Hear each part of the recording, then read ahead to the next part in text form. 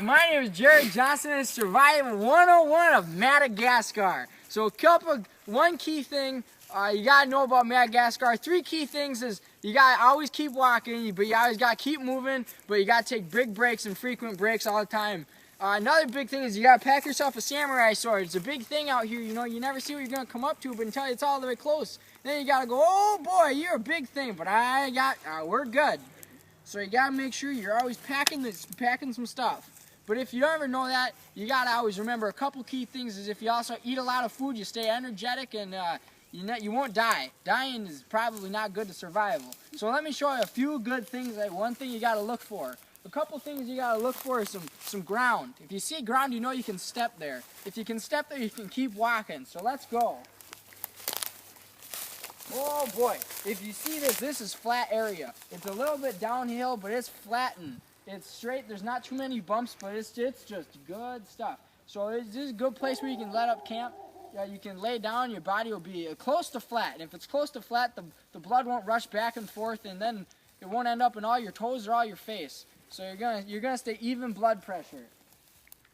Hi, back to survival here on Madagascar 101. And now another big key thing I failed to mention is you always gotta stay hydrated. Water is gonna keep you very hydrated. Same with a few other liquids, but hey, water's a big one. But big problem with water is little parasites float in them and they swim in them. So if you digest them, you're gonna be puking and you're gonna get sick. So to stay safe, you always gotta boil water or just be a big man and suck it all in.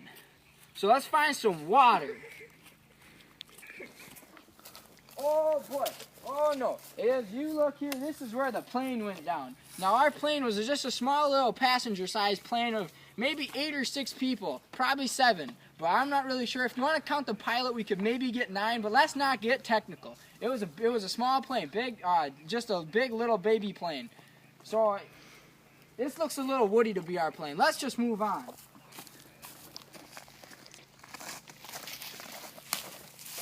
Well, as you can see here, big problem in Madagascar since we're down at the end of Africa, the bad continent that it's full of desert and other indigenous animals there's elephants and lemurs and there's even a few lions. That's where they filmed The Lion King. But this is water sources, and they don't appear to be looking too good because I can stand in it and yeah, I'm not very wet. We're going to have to find somewhere else to get hydrated and drink perishable foods. Started? Well, you see here, we're still looking for that water source. And surviving Madagascar, at least 101, you got to get water sources. At least once every 3 days. Because they told me, I once found out in the course I didn't teach, the one that taught me, about all the expertise that I have acquired over this course and the course I'm teaching at the moment. You gotta drink water. So let's drink some water. I see a big lake. You can see this pond. It's probably got fish in there too. So we can eat the fishies. And actually I checked and it's okay for us to do. So let's continue the journey. And actually one thing we're gonna do is you can actually use swords as fishing poles if you know how to do it. You just tie a string on the end and you cast it in. So let's go get some water. Hi, and we're back here in Survival 101 in Madagascar, and we're gonna get a water source because last one was dried up, and wow, you know that one didn't work out. And it's been almost a few days since we drank some water. And I did realize in a course that I got taught, you gotta drink water. At least drink some water sometime throughout your lifetime. Well, preferably a couple times. Yeah, let's go get some water.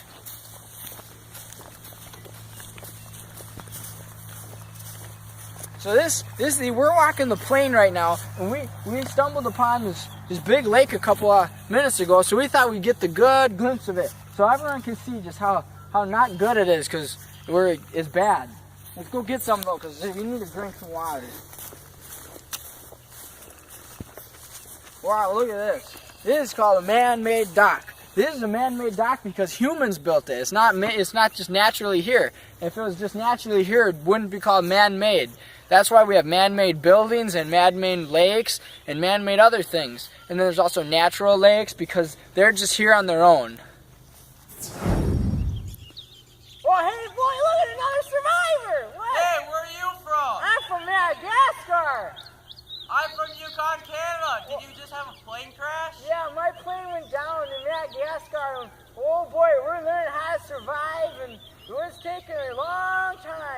But boy, oh boy, we're gonna do it.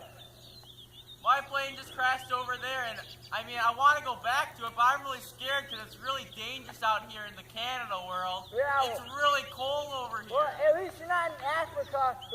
My plane's over there.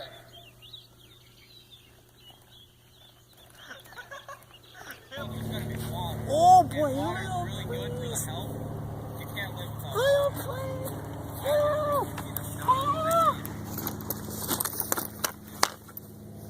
Oh, shucks. Well, it looks like they don't want to be saving us today. But, you know.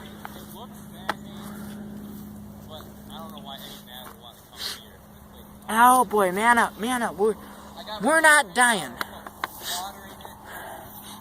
They'll be back as soon as we make a big fire.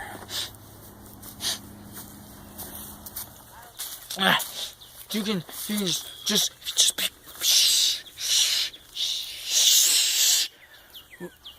We're in a lion's den.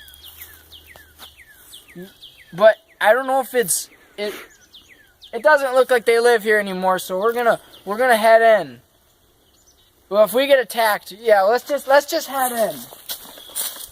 Good, before you always gotta take precautions. Now one thing I like to do when I head into caves and I'm not sure if they're inhabited or got existence of life inside of them is you make sure you got this thingy. If anything gets close, you just press the button and boy oh boy, watch. Let's see what happens. And another big thing is you gotta be drawn and ready. Oh boy, if you're not ready for what could be the bad guys, oh boy, let's go.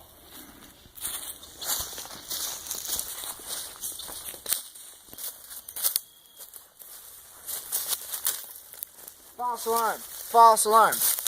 We know there wasn't anything there, so a big thing is we now know that it's not going to be that inhabited. But just to make sure, let's be ready. And this thing is a big helper in clearing caves out. So one thing we got to do is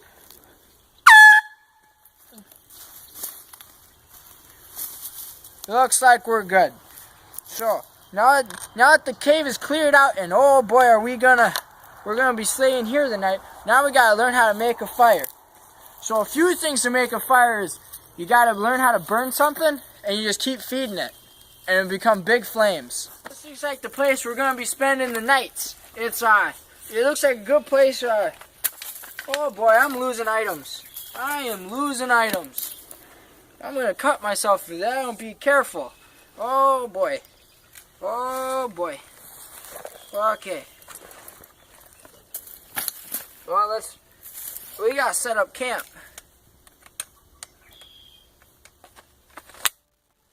So a big thing is you gotta get fire. So you gotta get brush, you gotta get all sorts of goodies that you can burn and nobody's gonna care if it's gone. Preferably anything that's naturable. So a big thing is you gotta get matches. You gotta have a match. And you gotta find wild paper. And you just light it on fire with these matches. I'm burning. He's burning these matches.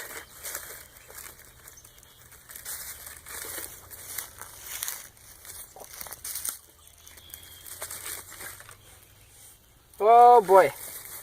Oh boy. This is...